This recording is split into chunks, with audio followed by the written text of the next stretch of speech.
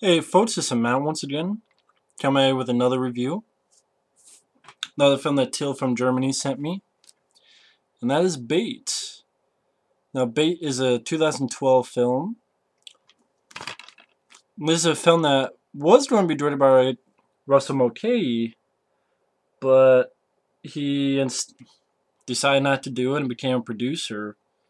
And instead, this guy named Kimble Rendall directed it. His first film, I believe, directed it. First film directing. And I think he was usually like a second unit director or such, but I thought he did a decent job.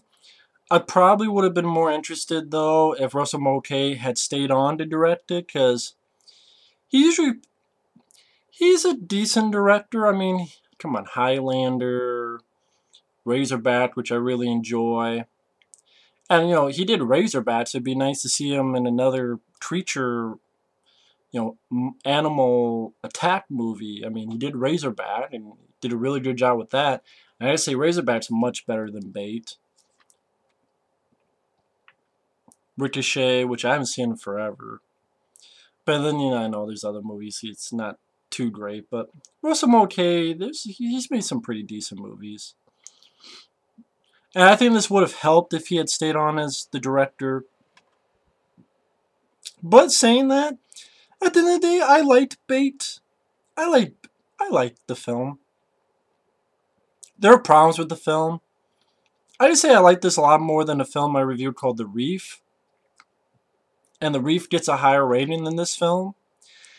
And I know this because at The Reef, people thought it was scarier, they thought it was more intense, and you didn't have any, bad CGI. You didn't really have any CGI in the film.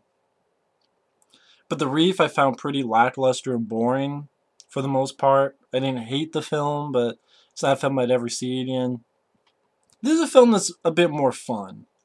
And it still has problems. But first off, I like the idea of the film. The film takes place in Australia. There's this tidal wave that goes across this sort of coastal town. And these people are in the supermarket. And around the time the supermarket's getting held up by gunmen, this tidal wave comes in, wrecks the shit up. And then it sort of becomes sort of a little mix between a disaster movie and a killer shark movie. Because you pretty much have two sharks, one in one area, one in another area, that are hunting these guys down, and they're holed up inside this supermarket. And they're on top of the shelves, and you have the shark going in and out, and that again, it's also a little bit mixed of a disaster movie. They have to figure out how to survive and get out of there. So, I mean, I like that idea. It's people trapped in a supermarket that's, because of a tidal wave, flooded everything, and now there's sharks. I think that's one of the things I like about it. And, this gets a pretty low rating IMDb, and I mean, there are stuff that get more into spoilers, but like bad things, I would say it has some questionable CGI. The characters aren't really too strong. There's a couple of side characters that I think could have been food, could have been meat for. I think this film could have done with a little bit of a bigger body count, and some of the. There's some good effects with the shark, but there's also some ho-hum, not too great CGI with the sharks. And there's some side characters that I think could have just been. I'll be honest, a little bit too many characters, and most of them are not that great. So to be honest, I think it could have been used more of a body count and maybe a bit more, some more gore and kills for the sharks. But that's just me. But I'll get into more why I like the film. Get more into spoilers.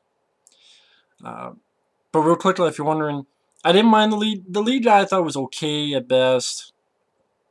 But I like the situation of the film. I like some of the practical effects of the sharks. He did have some actually pretty decent. I like the area that they were in.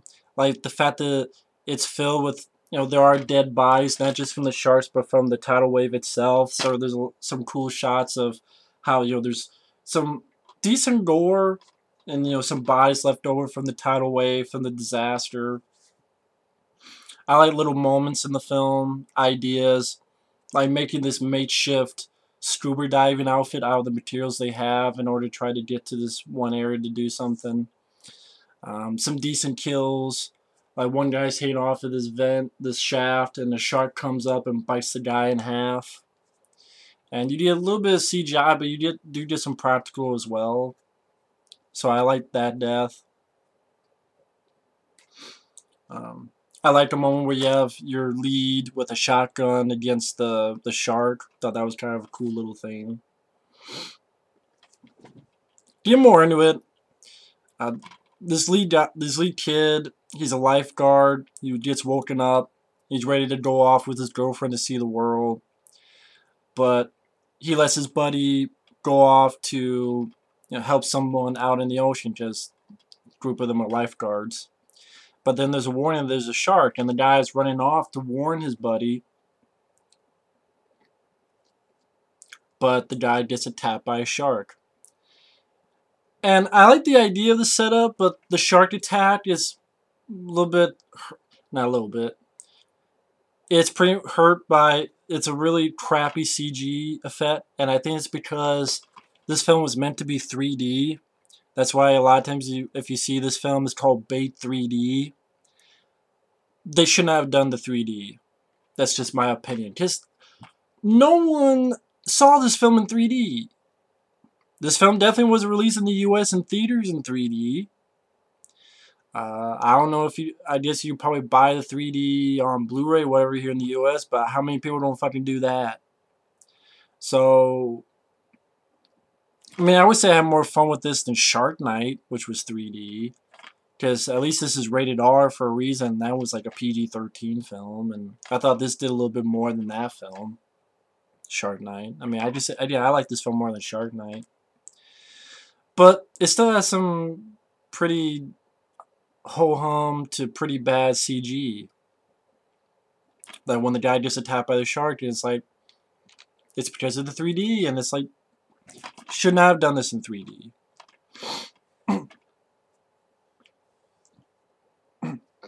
But again, the guy gets knocked off and eaten, and that guy was not only his buddy, but it was the brother of his girlfriend.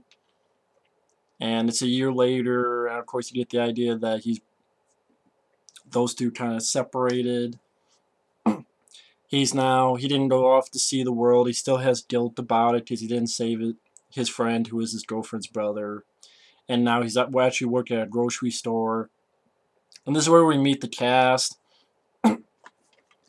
And some of the cast are pretty damn forgettable. I mean, you have this couple in this garage, and the girl has like one of those little dogs. That couple, I didn't give a fuck if they lived or died. I think both of them could have been lunch for the shark.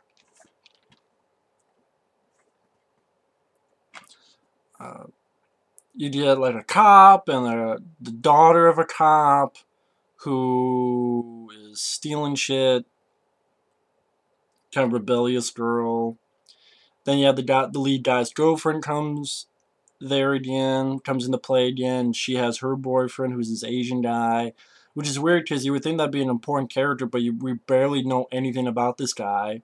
And then later on, he's the guy who gets in that contraption, homemade contraption scuba gear, which I kind of like the idea behind it, I like the way it looks, but you would think like he's going to be off for this big scene, and we barely even know the guy. We haven't even gotten in touch with the guy. I mean, at least a little bit, a little bit more meat. At least a little bit. Julian McMahon, who was in Doctor Doom and the Fantastic Four, those two movies from the 2005? Can't remember when the first Fantastic Four was. I mean, at least of those two films. Then Rise of the Silver Surfer. But I thought Julian McMahon did a good job. He's like one of the robbers, but he's kind of like the more decent robber. Pretty much this robbery happens, like I said, the tsunami. And I thought for the low budget that they had, the tsunami looked actually pretty nice, pretty decent. Someone even gets it with this boat propeller fan hitting them in the face. I thought it was actually a pretty decent sequence for the low budget that they had. And I like the environment, not only of the supermarket, but you have these really nasty corpses that litter the whole area, and it brings a little bit of decent look and atmosphere to the setting that they're in. And the fact that they gotta be on top of all these shelves while a shark is going on. I like that environment. I like the idea, so it's appealing to the eye for me. I thought, okay, that's kind of cool.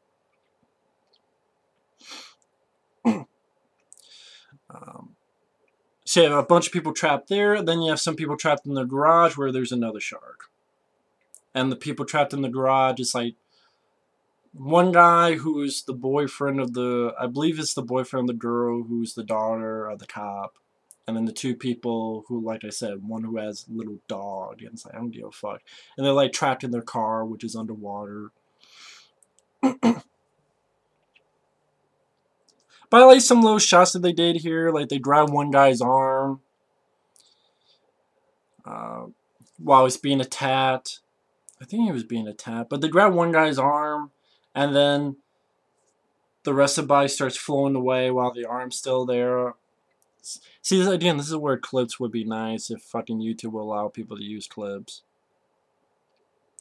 Like I said, I like the idea where they make this homemade shark cage, suit, and they have to do it to shut this power off in order to do something, but then he tragically drowns because there's not enough line. He's not able to get there. He's not able to get up top because the homemade thing weighed him down. But again, maybe if we knew more about the character, because it's like the Asian guy, the minority guy.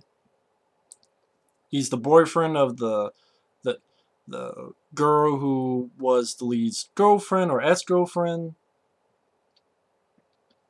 It's almost like the script, well, he's got to die so that these two can get back together. But it's like, if this guy's going to go through this, I need to just give him a little bit more meat to him. We barely know anything at all about him. So again, there's some stuff I like, but it is an imperfect film. Like, I would put Deep Blue Sea much higher. I would put Jaws 1 and 2 much higher. But at the same time, there is stuff I liked about it. That's why I give it a thumbs up. There is stuff I liked about the film. Like I said, this guy's trying to get up to this vent. They pull him up with this pulley. And the guy gets bit in half because the shark jumps up and bites him in half. I thought that was a cool, gory death.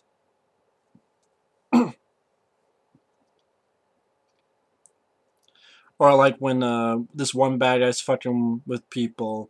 And Julian McMahon, again, he's the more decent. He actually spears this other bad guy and hooks him.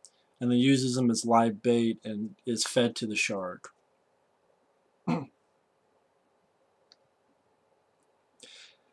it goes up and there's like this gory mouth and stuff. It's a nice shot.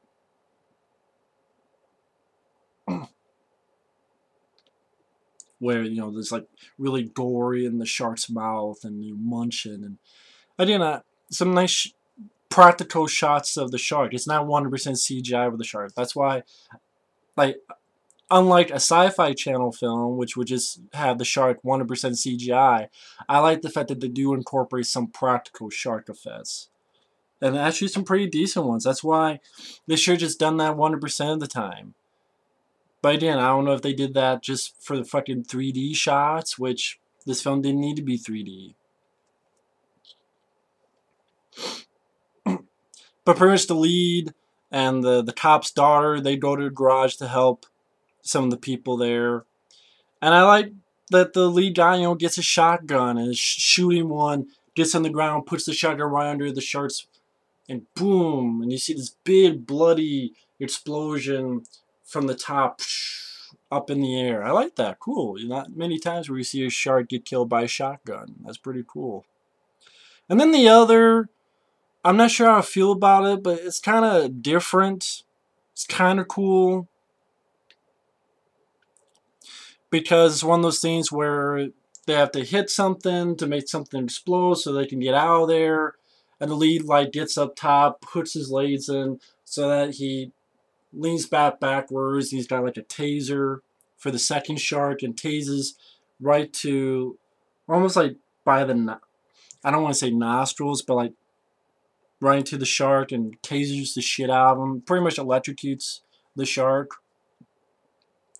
Although I'd probably say I thought the electrocution shark thing was done better in Jaws 2. Or even Deep Blue Sea, one of the sharks died with electrocution. But okay, you know, I would have preferred if it, you know, at least you see, you know, maybe flamethrower on the shark or explode the shark. But okay, they did with the taser thing. I mean, you just see, it seems like I'm off and on the movie, and that's because, again, it's not a great movie. I did find entertainment out of it. Again, negatives, I think the characters are not really that great. Like I said, the lead guy is okay at best, but I think they could have, whether it be a better actor or a better writer. Yeah, I think it was okay, but I think the writing or something needed work. And also, I think too many people survived. I do. I think too many people survived. I think there could have been a lot more death. I think the shark could have gotten a lot more people. I mean, hell, like the one guy, he died from drowning, not from the shark. I mean, you had the one guy that got bit in half, and you had one guy, you know, the other more asshole bad guy, which that was helped by Julian McMahon. Then you had another guy get killed. And then you did have one of the three in the garage get killed as well. Sure, the boyfriend of the girl who had the dog. I think there could have been a bit more death scenes. I think it could have been a little more of a body count. Because it's that kind of movie. It's not going to be up in the caliber of Jaws. Because the characters are nowhere near that good. Or Jaws 2, because you don't have like a strong... Or even Deep Blue Sea. Like Deep Blue Sea, you have strong people like Thomas Jane. Or yes, even LL Cool J is better than the folks in this movie. Or you don't have, you know, Roy Scheider who's in Jaws 2. So you don't have a strong lead. I wouldn't call the guy in here a strong lead. You don't have strong characters, which is a problem with the film. So at least give us a little bit more death and destruction. And again, the 3D, it didn't need to be in 3D. Should just have the sharks and practical effects. I mean, you were able to do it a lot of the time, so why not do it all the time? And yeah, some of the characters were a bit annoying, like the girl and guy with the fucking little dog and stuff.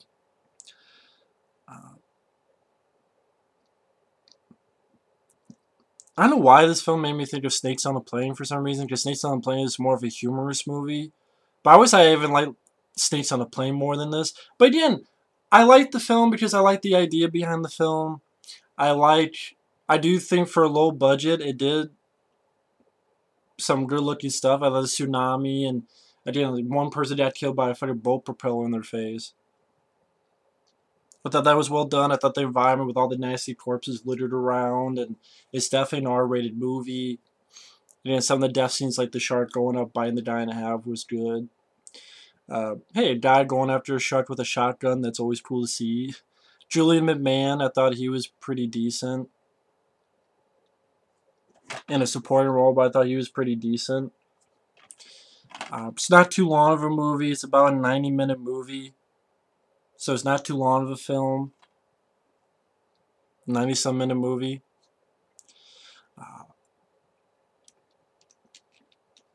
And overall, I was entertained by it. I was entertained by it as a time waster. Which was more than I could say for The Reef. The Reef, I was pretty bored by it. Here, you know, I like the idea behind it. I like this is a film that I think Sci-Fi Channel films should be more like. Not just 100% CGI, and you know, as much as it could play about the characters, the ones on Sci-Fi Channels, a lot of them are much, much worse. Like 4 or 5 times worse. I see the director had a little bit of talent. I would have been more interested to see what Russell Mulcahy would have done with it if he actually was in the director's chair. But overall,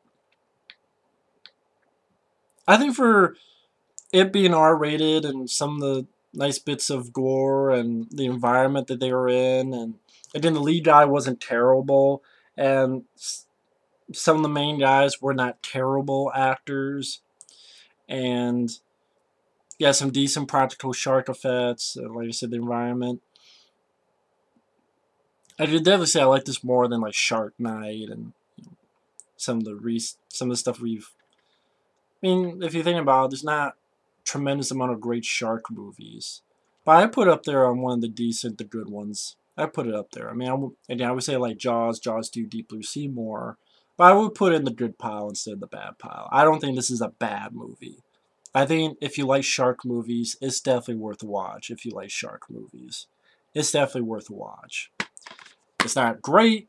It's not fantastic. It has its problems, but I think there's